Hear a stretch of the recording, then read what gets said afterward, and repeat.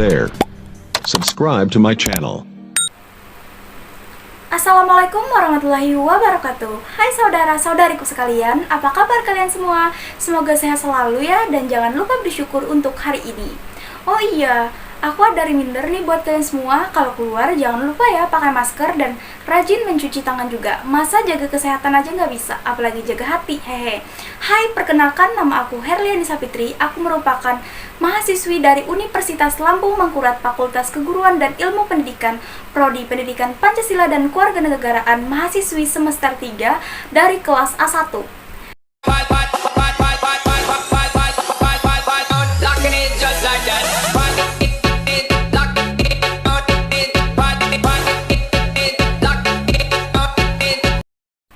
Gaji anggota DPR RI menjadi sorotan publik. Hal ini menyusul paparan Krisdayanti yang merupakan anggota DPR RI membeberkan gaji para wakil rakyat. Lalu, berapa gaji anggota DPR RI 2021? Krisdayanti adalah anggota DPR RI yang duduk sebagai anggota dari Komisi 9 di bidang masalah kesehatan dan ketenagakerjaan periode 2019 sampai 2024. Dalam tayangan YouTube Akbar Faisal Uncensored, Krisdayanti mengungkapkan besaran gaji dan tunjangan yang ia peroleh sebagai anggota DPR RI kepada Akbar Faisal, mantan anggota DPR. Berikut tayangan videonya. Berapa sih sekarang gajinya anggota DPR? Kita banyak potongan. Berapa sekarang? Berapa sekarang? Setiap tanggal 1 16 juta ya, tanggal 5 59 juta kalau nggak salah. Oke. Ya. Ya udah. Jadi gitu aja. 16 juta itu gaji pokok, Ya. 59 juta itu adalah tunjangan-tunjangan, Iya. komunikasi segala macam. Iya, iya. Terus yang lainnya? Ya. Yang lengkap dong. Dana aspirasi mungkin Dana aspirasi ya? Dana aspirasi itu memang wajib untuk kita, namanya juga uang negara. Jadi Iya, memang berapa dana dana aspirasi kita itu setiap proses kita 450 juta.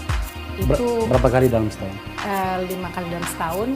Kita juga harus menyerap aspirasi, artinya di setiap 20 titik setiap kehadiran kita. Iya, iya, aturannya gitu. Aturan itu, dan mohon maaf ya para senior saya nih kalau saya salah, tapi artinya saya upayakan semaksimal mungkin.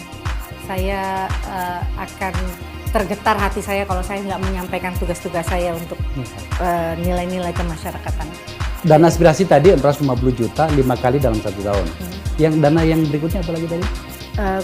Kunjungan dapil. Kunjungan dapil berapa sekarang? Tertarik ya mau masuk lagi? Wedit. Piro saiki? Saiki kita 140 juta. 150 juta. Berapa kali dalam setahun? 8 kali setahun. Saya tidak ingin mengambil efek riuhnya soal itu. Tapi saya ingin mengatakan begini, cukup untuk mewakili masyarakat sebenarnya. Iya. Anggaran itu sangat besar. Ya apalagi Pak, udah sangat simpel. Kita tuh nggak, udah deh yang namanya sembako dan lain-lain lah itu udah. Betul. Memang udah ibaratnya kita harus kecuurkan seperti air. Iya, seharusnya. Karena bentuk kehadiran kita sebagai anggota itu memang dibutuhkan. Iya. Ya setiap saat, sebetulnya bukan saat-saat kita seperti ini. Setiap saat orang anggarannya ada, ya Iya. kehadiran kita harus ada di. Tentunya dari tayangan video tersebut banyak menuai komentar-komentar netizen. Yang pertama dari Dedi Kurniadi. Lihat KD bicara sebagai anggota dewan, saya kagum, bangga, natural, apa adanya, gak dibuat-buat dan transparan. Semoga KD tetap konsisten dalam membantu pemerintah untuk mengatasi permasalahan-permasalahannya, juga demi untuk memajukan bangsa dan negara Indonesia.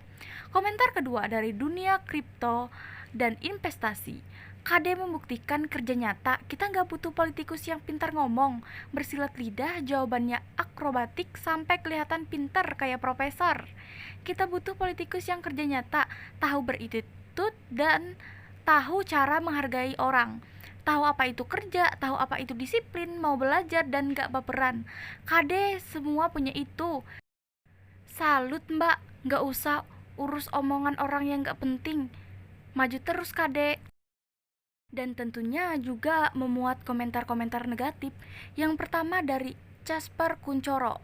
Kami rakyat kecil menangis dengan gaji DPR, sedangkan rakyat kecil semakin hanya gigit jari dipotong outsourcing. Yang kedua dari calon sugih.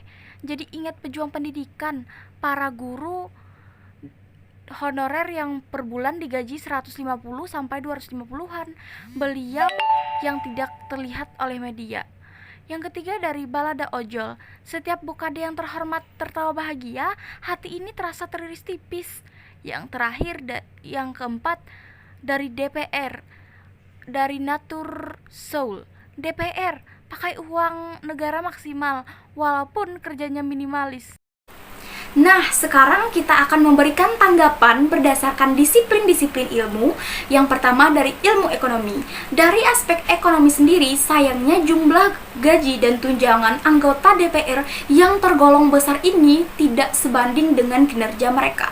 Salah satu parameter buruknya kinerja, peneliti Forum Masyarakat Peduli Parlemen atau Formapi, Lucius Carus menyebut bisa dilihat dari sedikitnya RUU prioritas yang disahkan dalam masa kerja 2 tahun, hanya berjumlah 4 RUU saja. Maka kalau membandingkan antara pendapatan besar mereka dan kinerja yang dihasilkan, pendapatan untuk anggota DPR ini terlihat tak masuk akal, bukan? Terus, pendapatan besar tetapi kerjanya minim. Yang kedua, kita tinjau dari ilmu sosiologi. Pengamat hukum tata negara itu menilai kerja-kerja parlemen harus difokuskan pada persoalan yang berdampak besar di masyarakat seperti kemiskinan dan juga kesejahteraan sosial. Sebagai pemimpin dan pejabat publik tentunya seharusnya anggota dewan memprioritaskan konstituennya. Jangan hanya memikirkan dirinya sendiri, butuh fasilitas ini itu. Kalau sudah jadi anggota DPR, ya seharusnya berpikir untuk kepentingan rakyatnya. Terus seharusnya anggota DPR solider juga, berempati dan konstituennya yang ada di daerah kampung-kampung yang miskin, yang terpinggirkan. Harusnya mereka itu dibantu, bukan hanya untuk mensejahterakan diri mereka sendiri. Dan yang ketiga, kita tinjau dari ilmu politik. Gaji anggota DPR besar, tapi mengapa ya mereka masih tetap korupsi? Peneliti Pusat Kajian Anti Korupsi atau Pukat FH UGM Yogyakarta, Jainur Rahman, mengamini gaji anggota DPR itu sangat besar, tapi tidak mampu mencukupi biaya politik mereka yang sangat tinggi. Hal semacam ini berkelindan dengan maraknya anggota parlemen yang berlaku koruptif. Mencatat biaya politik yang tinggi tersebut diperuntukkan untuk mendongkrak. Biaya politik yang tinggi tersebut mendorong banyak anggota parlemen dalam tindakan koruptif, menerima suap atau gratifikasi. Padahal menurut saya setiap anggota parlemen memiliki dana reses atau dana aspirasi yang diperuntukkan untuk menyerap aspirasi masyarakat di daerah pemilihan masing-masing. Yang besar dananya jika menyetir dari pernyataan anggota DPR fraksi PDIP, Krisdayanti bisa mencapai 450 juta. Wow, dikatakan sangat fantastis. Namun dana tersebut bisa saja tidak cukup apabila para anggota memiliki ambisi besar untuk tetap menang dalam pemilu berikutnya. Hal ini menyebabkan iklim baik modal dan kemudian berkelindan dengan tindakannya koruptif anggota DPR menjadi. Kalau mau memperbaiki dengan memberantas politik uang dan menekan ongkos politik serta iuran partai, termasuk sistem pendanaan partai politik di Indonesia. Oke, terima kasih untuk saudara-saudariku yang sudah setia menjaga hati. Maksudnya yang sudah setia menonton video ini sampai selesai. Kita cukupkan sampai di sini. Pada video selanjutnya kita akan bertemu lagi. Kita akan membahas hal-hal yang tidak kalah menarik. Ini juga tentunya bagi generasi muda sekalian. Ke sekolah naik sepeda. Sepeda rusak karena lupa baca bismillah. Jika ada salah maafkanlah dan sampai jumpa. Sekian, terima kasih.